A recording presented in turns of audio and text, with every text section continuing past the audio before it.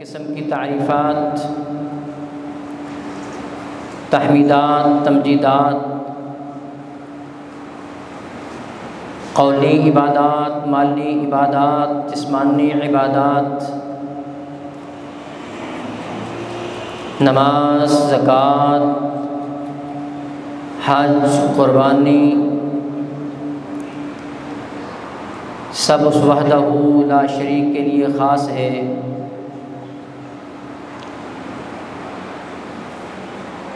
جس نے کائنات کو تخلیق فرمایا، انسانوں کو تخلیق فرمایا، کائنات میں رہنے کے لیے، انسانوں کی رشد و ہدایت کے لیے، رہنمائی کے لیے آسمان سے اپنی لاریب کتاب قرآن حکیم کو نازل فرمایا، لوگوں کی خیرخواہی کے لیے،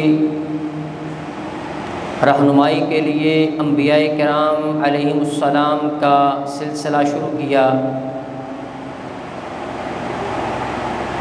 آسمانی تعلیم کو قیامت تک زندہ رکھنے کے لیے انبیاء کرام کے اصحاب کو منتخب فرمایا۔ بے شمار درود السلام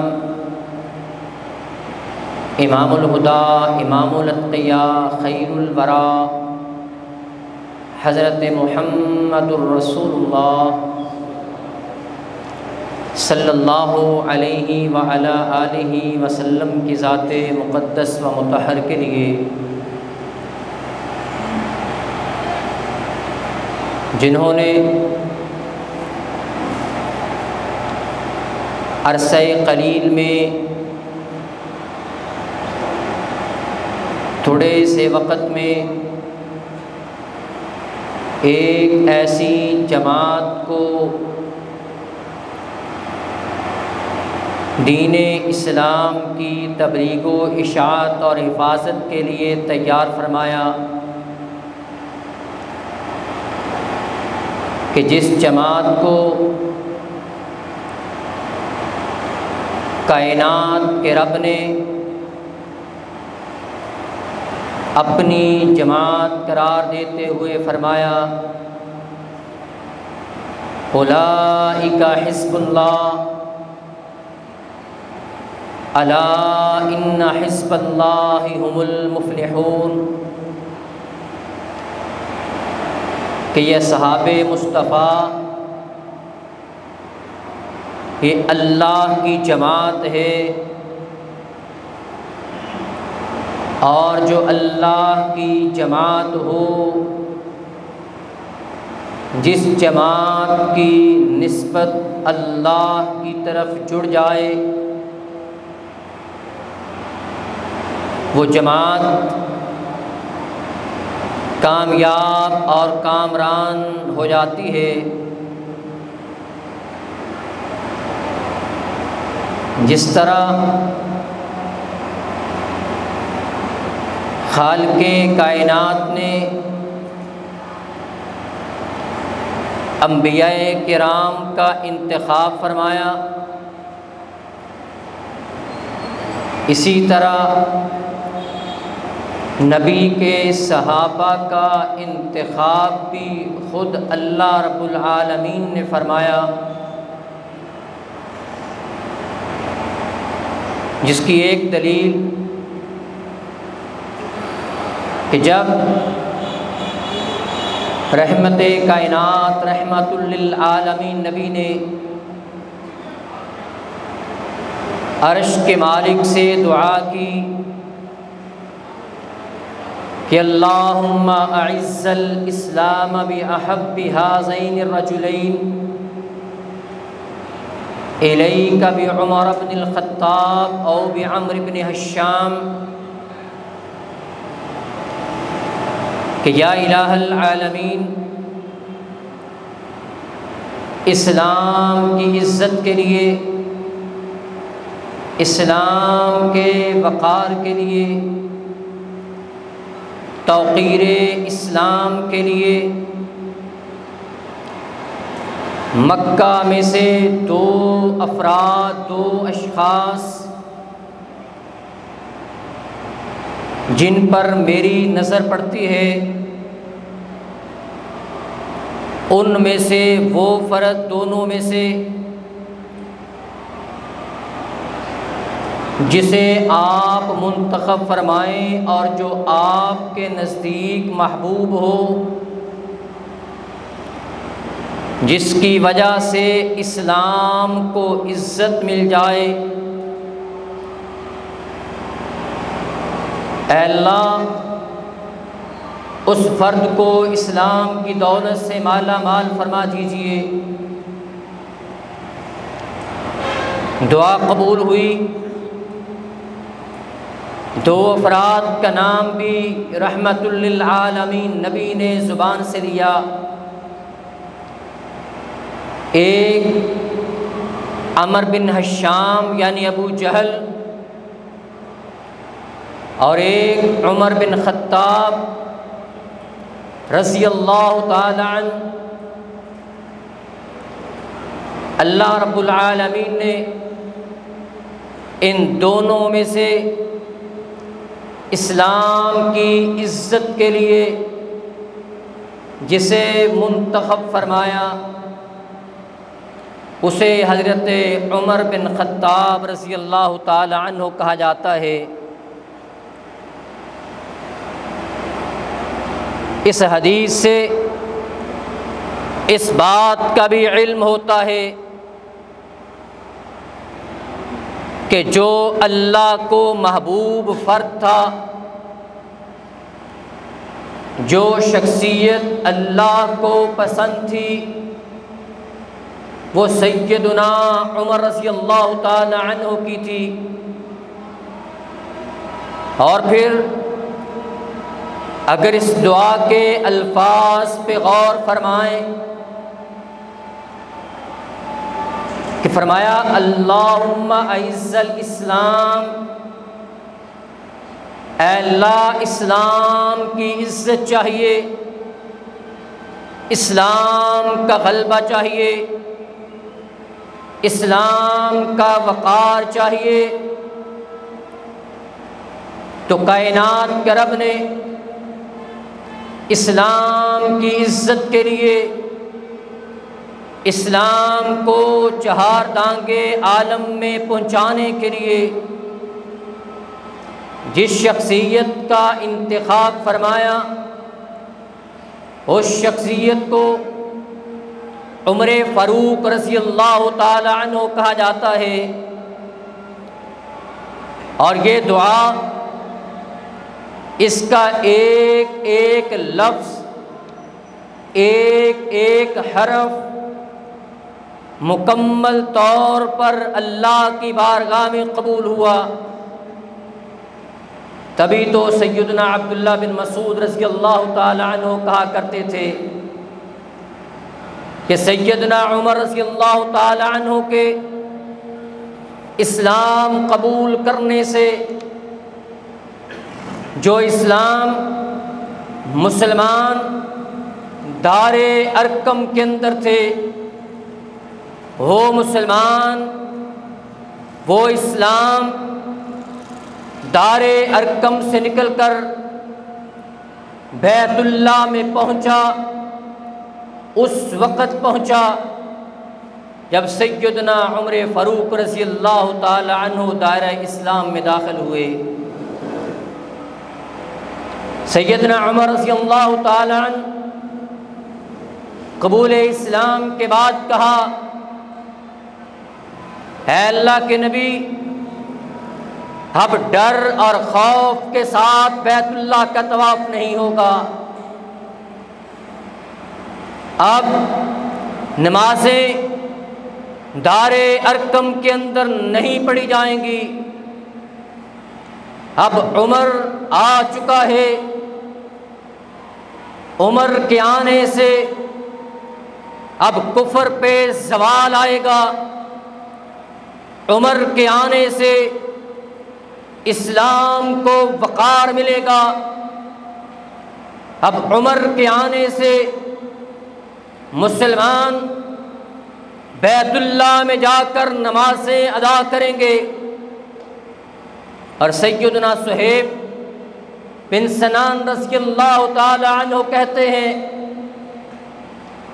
سیدنا عمر رضی اللہ تعالی عنہ کے قبول اسلام کے بعد ہم بیت اللہ کے ارد گرد حلقے بنا کر، دائرے بنا کر بیٹھ جایا کرتے، اسلام کی تبلیغ کرتے، اسلام کی تعلیمات کو سیکھتے۔ ہمیں کسی کا کوئی ڈر نہیں تھا،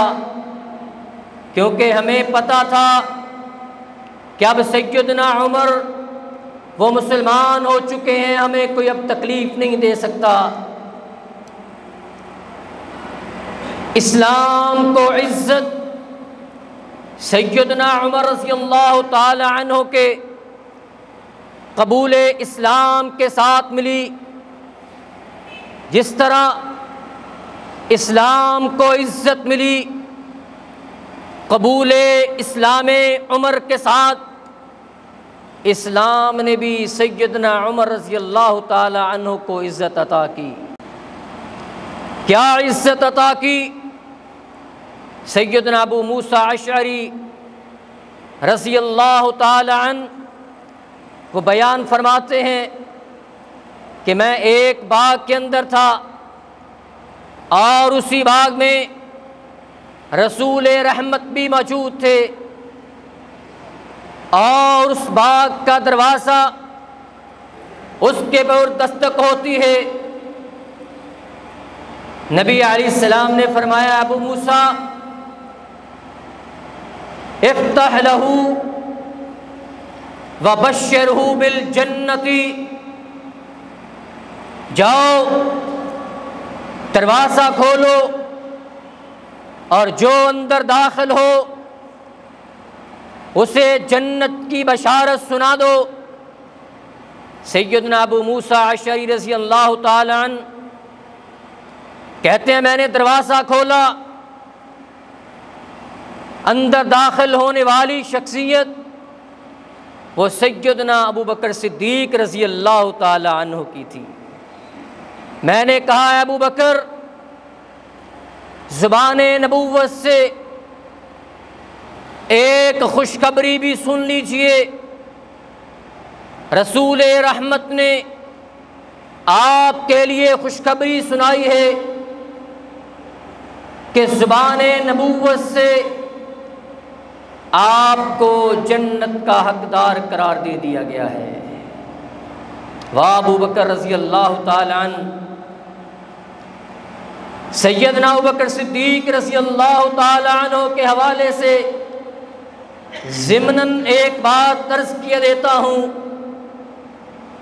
آج سے کچھ دن قبل ملک ایران میں ایک انٹرنیشنل محفل حسن قرات کا اہتمام کیا گیا، جس میں عراق سے قراء بھی آئے، ایران کے قراء بھی شامل، پاکستان سے بھی کچھ طلباء وہاں پر اس قرات کے مقابلے میں شامل ہونے کے لیے گئے۔ اس قرات کے مقابلے میں جس کی سب سے پہلی پوزیشن، فرسٹ پوزیشن آئی، جسے عالمی ایوارڈ دیا گیا، اس ننھے طالب علم کا تعلق ملک پاکستان سے ہے۔ اور اگلی بات جسے سن کر محب صحابہ کے دل خوش ہو جاتے ہیں اور منکرین صحابہ کے دل مرجھا جاتے ہیں، جس نے ایران میں جا کر قرات کے اندر تلاوت قرآن میں پاکستان کے جس ننھے طالب علم نے پہلی پوزیشن حاصل کی اس کا نام ابو بکر ہے۔ منصیرہ کا رہنے والا چھوٹا سا طالب علم ہے، کل فیصل آباد بھی آیا، اس نے تلاوت کی مرکزی مسجد کے اندر عصر کے بعد۔ اللہ تعالیٰ نے وہاں سے عزت دی ایران سے کہ جہاں وہ لوگ بھی رہنے والے ہیں جو اپنے دلوں میں سیدنا ابو بکر صدیق رضی اللہ تعالی عنہ کے بارے میں بغض رکھنے والے ہیں، کائنات کے رب نے اسی ملک سے اس بچے کو وہ عزت عطا کی کہ آج پورے پاکستان کے اندر ہر محب صحابہ، ہر محب اسلام اس بچے کے ساتھ محبت کرتا ہوا دکھائی دیتا ہے، اس وجہ سے کہ اس کا نام ابو بکر ہے۔ سیدنا ابو موسیٰ اشعری رضی اللہ تعالی عنہ کہتے ہیں میں بیٹھا، کچھ دیر کے بعد دروازے پہ پھر دستک ہوئی، رسول رحمت نے فرمایا افتح لہ وبشرہ بالجنہ، دروازے کو کھولیے اور دروازے کو کھول کر داخل ہونے والے کو جنت کی خوشخبری سنا دیجئے۔ سیدنا ابو موسیٰ اشعری رضی اللہ تعالیٰ عنہ فرماتے ہیں میں نے دروازہ کھولا اور داخل ہونے والے وہ تھے سیدنا عمر فاروق رضی اللہ تعالیٰ عنہ۔ میں نے کہا اے عمر خوش ہو جائیں، زبان نبوت سے آپ کے لیے یہ اعلان ہو چکا ہے کہ کائنات کے رب نے آپ کو جنت کا حقدار بنا دیا ہے۔ الغرض سیدنا عمر رضی اللہ تعالی عنہ کی وجہ سے اسلام کو عزت ملی اور اسلام نے، اہل اسلام نے، صاحب اسلام نے سیدنا عمر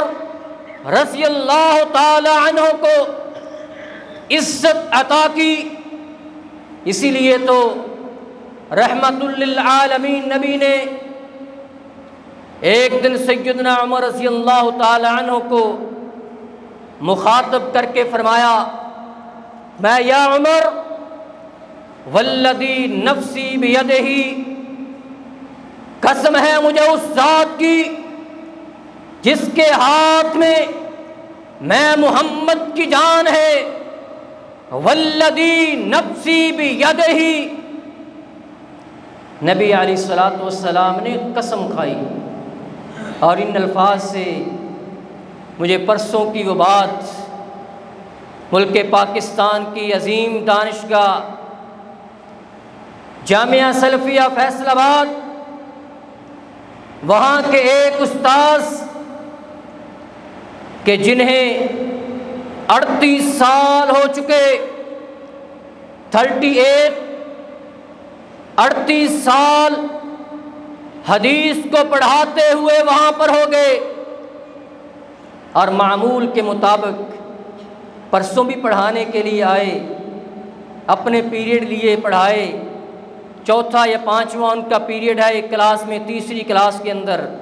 مدرسے کی جو تیسری کلاس ہے، اور وہاں پر پڑھا رہے ہیں فقہ السنہ کہ رسول اللہ صلی اللہ علیہ وسلم کی سنتوں کی سمجھ، ان کا فہم، ان کی تفہیم، یہ کتاب پڑھا رہے ہیں، اور وہاں پر ایک حدیث آتی ہے، وہ بھی شروع ہوتی ہے والذی نفسی بیدہ، قسم ہے اس ذات کی جس میں ہاتھ میں میری جان ہے، انی، ایک یہ لفظ کہا کہ بے شک میں، اتنے الفاظ کہے، اس کے بعد سر جھکنا شروع ہو گیا، اور جب سر جھکنا شروع ہوا ان کی زبان سے ایک لفظ نکلا استغفر اللہ، دوسرا لفظ نکلا اللہ اکبر، اور تیسرا لفظ نکلا لا الہ الا اللہ، اور اسی طرح ان کا سر سامنے پڑی ہوئی اس کتاب کے اوپر گر گیا اور اللہ کو پیارے ہو گئے۔ یہ پرسوں کی بات ہے۔ دیکھنے کو معمولی بات کہ زبان سے اللہ کا نام، اللہ کے نبی کی حدیث وہ جاری ہے، استغفر اللہ کا کلمہ نکلا، اللہ اکبر زبان سے جاری ہوا، لا الہ الا اللہ زبان سے جاری ہوا، لیکن یہ زبان سے آخری وقت میں ایسے کلمات ویسے ادا نہیں ہوتے۔ اس کے لیے پہلے برسوں قرآن و حدیث کے ساتھ محبت کا ثبوت دینا پڑتا ہے۔ 38 سال انہوں نے حدیث پڑھائی، حدیث کا درس دیا، قرآن کا درس دیا، قرآن پڑھایا، اور دیگر جو دین کی کتابیں ہیں وہ پڑھائی ہیں۔ کائنات کے رب نے موت اتنی عزت والی عطا کی کہ جامعہ سلفیہ جو کہ مرلوں کے اندر نہیں، ایکڑز پر مشتمل ہے، 4 ایکڑز پر مشتمل، اس سخت گرمی کے اندر مغرب کے بعد پرسوں سخت حبس اور گھٹن اور گرمی کے اندر وہ 4 ایکڑ پر 4 قلعوں پر مشتمل جامعہ سلفیہ وہ تنگی دامہ کا شکار تھا کہ لوگ پتہ نہیں کہاں سے اتنے لوگ نماز جنازہ میں شرکت کرنے کے لیے وہاں پہنچ گئے۔ یہ کائنات کا رب عزت دیتا ہے، موت کو بھی اللہ رب العالمین معزز بنا دیتے ہیں جب انسان کی زندگی اسلام کے مطابق گزری ہو، اسلام کے مطابق زندگی بسر کرنے والے کو کائنات کا رب دنیا میں بھی عزت عطا کرتا ہے، موت کے وقت بھی عزت عطا کرتا ہے، قبر کے اندر بھی عزت ملتی ہے، اور کل قیامت کے دن بھی کائنات کا رب اسے پوری کائنات کے سامنے معزز بنا دے گا۔ نبی علیہ السلام کیا فرماتے ہیں؟ والذی نفسی بیدہ، اے عمر قسم ہے اس ذات کی جس کے ہاتھ میں میری جان ہے، اے عمر جس راستے پر آپ چل رہے ہوتے ہیں، جس راستے پر آپ گزر رہے ہوتے ہیں، ما لقیک الشیطان سالکا فجا قط الا سلک فجا غیر فجک، اگر اس راستے پر شیطان ابلیس آ رہا ہو کسی کو فتنے میں مبتلا کرنے کے لیے، کسی کو دین سے دور کرنے کے لیے، کسی کو دین سے بہکانے کے لیے، اے عمر تیری بہادری، تیری جرت اور تیری دلیری کو دیکھ کر شیطان اس راستے کو تبدیل کر لیتا ہے۔ یہ کائنات کے رب نے پھر سیدنا عمر رضی اللہ تعالی عنہ کو عزت عطا کی، اور یہیں پہ بس نہیں، سیدنا عمر رضی اللہ تعالی عنہ کو جو اللہ رب العالمین نے عزت عطا کی، جو نبی علیہ السلام نے زبان نبوت سے اعلان کر کے جو عزت عطا کی، پھر دیکھیے وہ وقت بھی آیا کہ جب نبی علیہ السلام کی وہ دعا قبول ہونے کا آغاز ہوتا ہے کہ ایک دن دیکھا رسول رحمت نے سیدنا عمر رضی اللہ تعالی عنہ کو کہ حضرت عمر رضی اللہ تعالی عنہ نے صاف سفید رنگ کا قمیص پہنا ہوا ہے۔ نبی علیہ السلام نے پوچھا، اے عمر ام جدید او غسیل، کیا یہ قمیص جو پہنا ہوا ہے آپ نے کیا بالکل یہ نیا ہے، آج پہلے دن پہنا ہے، او غسیل یا پہلے بھی پہنا ہے دھونے کے بعد دوبارہ آج پہنا ہے؟ سیدنا عمر رضی اللہ تعالی عنہ نے کہا، اللہ کے رسول غسیل، یہ پہلے بھی میں نے پہنا ہوا ہے، نیا نہیں ہے، یہ دھونے کے بعد آج پھر میں نے پہنا ہے۔ نبی علیہ السلام نے دعا فرمائی سیدنا عمر رضی اللہ تعالی عنہ کے لیے کہ البس جدیداً وعش حمیداً ومت شہیداً، 3 دعائیں فرمائیں سیدنا عمر رضی اللہ تعالی عنہ کے لیے، اے عمر اللہ تعالیٰ تجھے نئے کپڑے پہننا نصیب فرمائے، وعیش حمیدہ، تیری زندگی ایسی ہو کہ تیری زندگی لوگوں کے لیے قابل رشک بن جائے، لائق ستائش بن جائے، قابل تعریف بن جائے، وَمُتْ شَهِيدًا، اور اے عمر اللہ تعالیٰ تجھے شہادت کے رتبے پر فائز فرمائے۔ کہ نبی علیہ الصلوۃ والسلام نے یہ دعائیں فرمائیں، اور دوسری طرف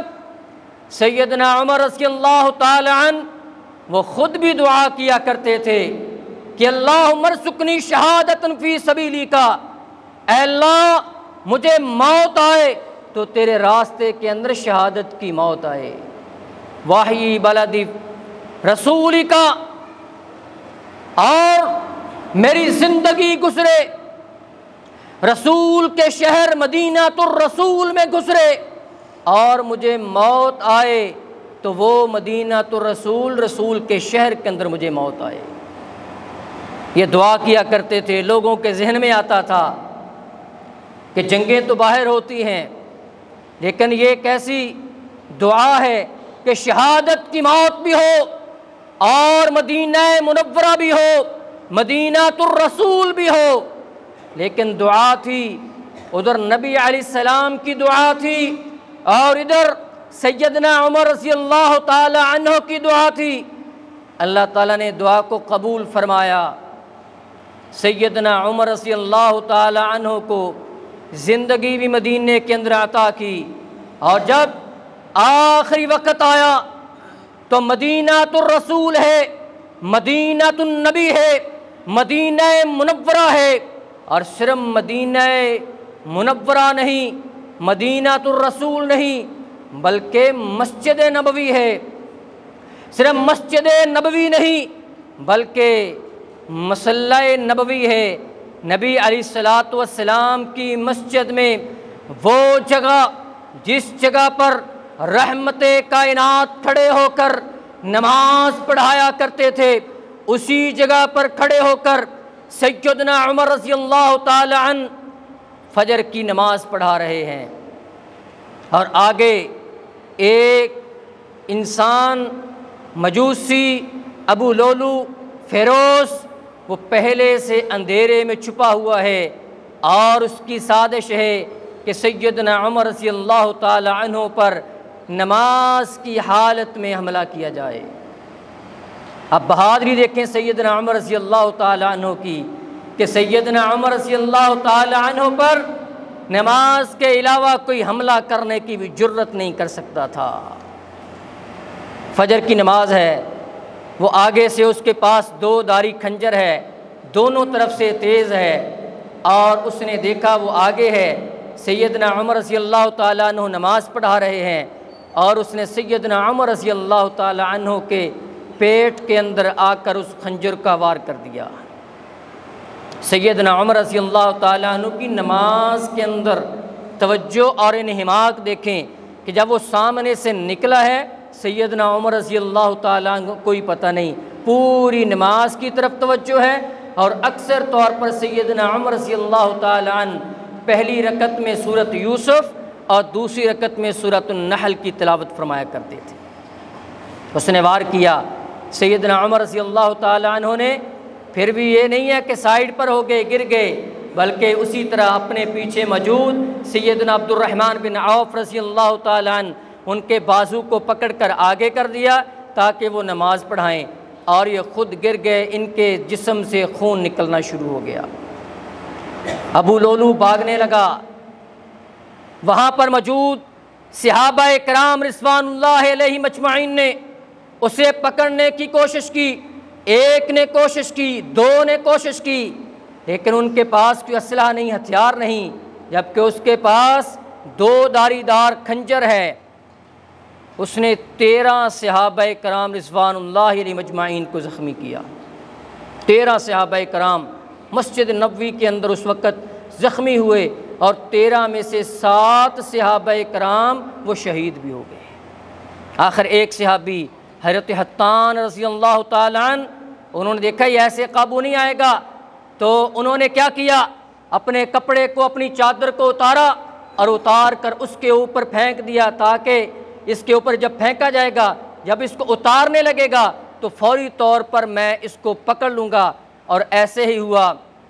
جب حضرت حطان رضی اللہ تعالی عنہ نے اپنے کپڑے کو، اپنی چادر کو اس کے اوپر پھینکا، اس نے دیکھا کہ میں پھنس چکا ہوں، تو اس نے وہی خنجر جو ہے وہ اپنے مار لیا اور خود بھی وہ ختم ہو گیا۔ اس سے ایک بات اور سمجھ آتی ہے کہ ابو لولو کو کسی نے نہیں مارا، اس نے خود وہی خنجر جس سے خلیفۃ المسلمین سیدنا عمر رضی اللہ تعالی عنہ پر وار کر کے شہید کیا، حملہ کیا، وہی خنجر اس نے اپنے پیٹ میں مارا اور قیامت تک لوگوں کو سبق دے دیا کہ جو صحابہ کرام کے خلاف کسی چیز کا استعمال کرے گا وہ چیز انہی کے خلاف استعمال ہوگی، جو زبان صحابہ کرام کے خلاف کوئی استعمال کرے گا اس کی زبان خود اپنے خلاف استعمال ہوگی، اور جو کسی چیز کا استعمال آج بھی صحابہ کرام کے خلاف استعمال کرے گا، اگر سینے سے صحابہ کرام کے خلاف بغض نکلے گا، وہ لوگ انہی سینوں کو اپنے ہاتھوں کے ساتھ پیٹیں گے۔ یہ درس ہے آج سے 1400 سال پہلے کا، اور اسی نے دیا جس نے سیدنا عمر رضی اللہ تعالی عنہ پر حملہ کیا تھا، اور جس کے ساتھ حملہ کیا تھا اس کے ساتھ اس نے اپنے آپ کو مارا۔ آج بھی صحابہ کرام کے خلاف اپنے سینوں کے اندر بغض رکھنے والے وہ قیامت تک اپنے سینوں پر مارتے رہیں گے، کیونکہ ابو لولو فیروز کے طریقے پر وہ عمل کرتے رہیں گے۔ سیدنا عمر رضی اللہ تعالی عنہ ابھی روح کفش انصری سے پرواز نہیں ہوئی، 3 دن یا 4 دن اس کے بعد زندہ بھی رہے ہیں، گفتگو کرتے رہے ہیں، لیکن حالت بہت نازک تھی۔ شہد پلایا جاتا، پیٹ کے راستے سے باہر آ جاتا، دودھ پلایا جاتا، وہ بھی باہر آ جاتا، کوئی چیز معدے کے اندر سماتی نہیں تھی۔ اسی دوران جب صبح کا وقت ہوا اگلے دن فجر کی نماز کا، ایک آدمی آیا، آ کر جگایا کہ فجر کی نماز کا وقت ہو چکا۔ سیدنا عمر رضی اللہ تعالی عنہ اٹھے اور اٹھ کر کہا، لا حظ فی الاسلام لمن ترک الصلاۃ، کہ سن لو اس آدمی کا اسلام میں کوئی حصہ نہیں ہے جو انسان نماز کو چھوڑ دیتا ہے، نماز کو ترک کرتا ہے۔ زخمی حالت کے اندر اتنے زخم کہ نہ دوا کے اندر رہتی ہے، نہ دودھ رہتا ہے، نہ شہد رہتا ہے، اس حالت میں آپ نے نماز کو نہیں چھوڑا اور ہمیں سبق دیا کہ سیدنا عمر کو ماننے والوں کبھی نماز نہ چھوڑنا، نماز نہ چھوڑنا، نماز نہ چھوڑنا، وما علیہ الا البلاغ۔